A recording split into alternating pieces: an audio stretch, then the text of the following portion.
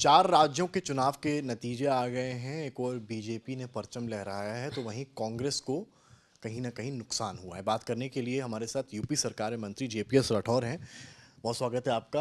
आपके चेहरे की मुस्कान बहुत कुछ बता रही है और जिस तरह से मध्य प्रदेश में आपने कैंपेनिंग करी है, लगातार आप महीनों महीनों बाहर रहे, कैसे देख रहे हैं इन नतीजों को आप यूपी के पर्सपेक्टिव से? बीजेपी के लिए उत्तर प्रदेश की जो 80 लोकसभा सीटें होने वाली, इन चुनाव के नतीजों के बाद कितना असर पड़ेगा? पहले तो मैं मध्य प्रदेश, राजस्थान और छत्तीसगढ़ की जनता को अभिनंदन करता हूं, आभार करता हूं कि उन्होंने भारतीय जनता पार्टी के प्रत्याशियों को जिताने का काम किया है। और ये जीत निश्चित रूप से माननीय प्रधानमंत्री नरेंद्र मोदी जी की जो है चेहरे की जीत है। और उन्होंने जो गारंटी दी है, जो भरोसा विश्वास जनता में पैदा किया, उसकी जीत है। और साथ ही साथ माननीय अमित शाह जी, उनकी ठोस रणनीति योजना, और मैं कहूँगा कि इन तीन राज्यों की जीत में अगर कैप्टन माननीय नरेंद्र मोदी जी हैं तो मैन ऑफ द मैच माननीय अमित शाह जी हैं। कि किस तरीके से वो चक्रव्यूह की रचना बनाते हैं, उनकी बैटिंग के आगे सभी कांग्रेस के नेता फेल हुए और भारतीय जनता पार्टी को इतनी बड़ी प्रचंड जीत मिली है। हाँ, बिल्कुल। जिस तरह से अब चर्चा हो रही है सीट शेयरिंग की, क्योंकि चार राज्यों में है, तीन में तो कांग्रेस हारी है, अब बात होगी टेबल पर समाजवादी पार्टी के साथ कांग्रेस बैठेगी। आपको क्या लगता है कि क्या कांग्रेस के पास इतना होगा बोलने के लिए कि अब हमको आप सीटें ज़्यादा दीजिए 80 में से? ऐसा है कि मुझको लगता है इस चुनाव के बाद जो इंडी गठबंधन है उसका द एंड हो गया है। अब इंडी गठबंधन का कोई भविष्य नहीं है। और जहाँ तक उत्तर प्रदेश की बात है, मैं आज ये आपके चैनल के माध्यम से दावे के साथ कह सकता हूँ कि आगे आने वाले 2024 में माननीय नरेंद्र मोदी जी के नेतृत्व में चुनाव होगा, माननीय योगी आदित्यनाथ जी के नेतृत्व में यहाँ पर चुनाव होगा। तो यहाँ पर 80 की 80 लोकसभा सीट भारतीय जनता पार्टी जीतेगी। और रायबरेली की भी सीट, पिछली बार हमने उनसे अमेठी की सीट छीनी थी, इस बार हम रायबरेली की सीट भी छीनेंगे। और जो माइक्रो मैनेजमेंट माननीय अमित शाह जी का है, हम लोग सामान्यतः उनकी जो प्लानिंग होती है उसका अधिकतम 60-70% तक कर सकते हैं। अगर उनके मैनेजमेंट को हम 100% कहीं कर पाएँ तो तेलंगाना में भी सरकार बना लेते। इस प्रकार की रणनीति योजना माननीय अमित शाह जी बनाते हैं। अच्छा, ये आपके तमाम नेता ये तो अब ये भी कह रहे हैं कि कांग्रेस को सनातन का श्राप लगा है।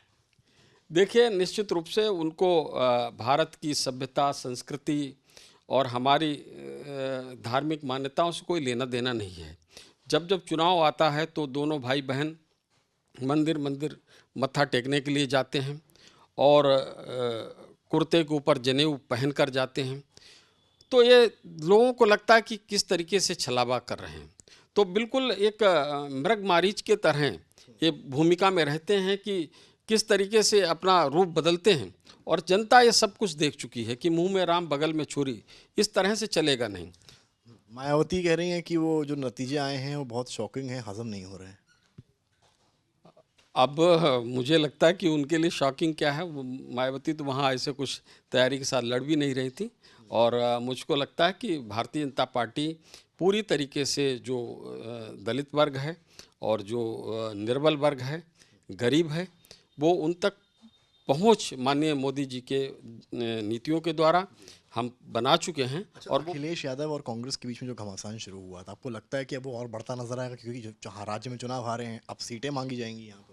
देखिए, क्योंकि अजय राय ने अभी हाल में कहा है कि हम चुनाव जो है समाजवादी पार्टी और क्षेत्रीय दलों की वजह से हारे, क्योंकि इन लोगों ने बीजेपी की बी टीम की तरह काम किया है।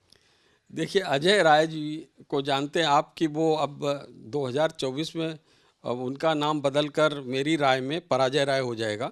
कोई ऐसी योजना उनकी ऐसी नहीं है कि वो आगे विस्तार इसको दे सकें कांग्रेस को। और अखिलेश जी को जिस तरीके से कमलनाथ जी ने गलत असभ्य तरीके से उनके नाम के साथ उस तरीके से असंसदीय शब्द का इस्तेमाल किया है। तो बहुजन समाज पार्टी ने राजस्थान में 2 सीटें निकाली हैं, लेकिन समाजवादी पार्टी का सुपड़ा साफ हो गया मध्य प्रदेश में, यानी कि एक भी सीटें नहीं निकाली हैं। तो आपको लगता है कि बसपा ने सपा से बेहतर परफॉर्म किया अगर आप यूपी के बाहर राज्य की बात करेंगे? नहीं, समाजवादी पार्टी का कहीं कोई पहले भी नहीं था और इस बार भी नहीं है। रायबरेली में पोस्टर लगाया गया है समाजवादी पार्टी द्वारा और लिखा है कि पीडीए ही एनडीए को हराएगा। तो कहीं ना कहीं पोस्टर में से इंडिया जो है गायब हो गया है। ऐसा है कि इनका भविष्य पूरे प्रदेश की और देश की जनता को इंडी गठबंधन का पता है। किस तरीके से इन लोगों ने आपस में चुनाव मध्य प्रदेश में लड़ा, सब लोग जानते हैं। और उसके अलावा किस तरीके से कपड़ा फाड़ प्रतियोगिता कांग्रेस में स्वयं शुरू हो जाती है।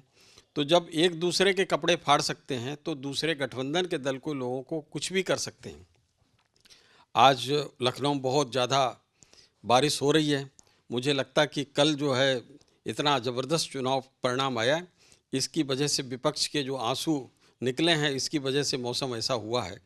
और हम लोग पहले ही कह रहे थे कि ये गठबंधन चलेगा नहीं। आज जिस तरह से वहाँ पर पीडीए ही एनडीए को हराएगा, यानी कि अब इंडी गठबंधन गायब हो गया है, अब पीडीए चलेगा। और पीडीए से भी धीरे धीरे क्या क्या गायब होगा, तो उसमें तो पी तो गायब होना ही है, डी भी गायब हो जाएगा, केवल ए बचेगा। इसके अलावा इनके पास कुछ नहीं बचने वाला है। धन्यवाद।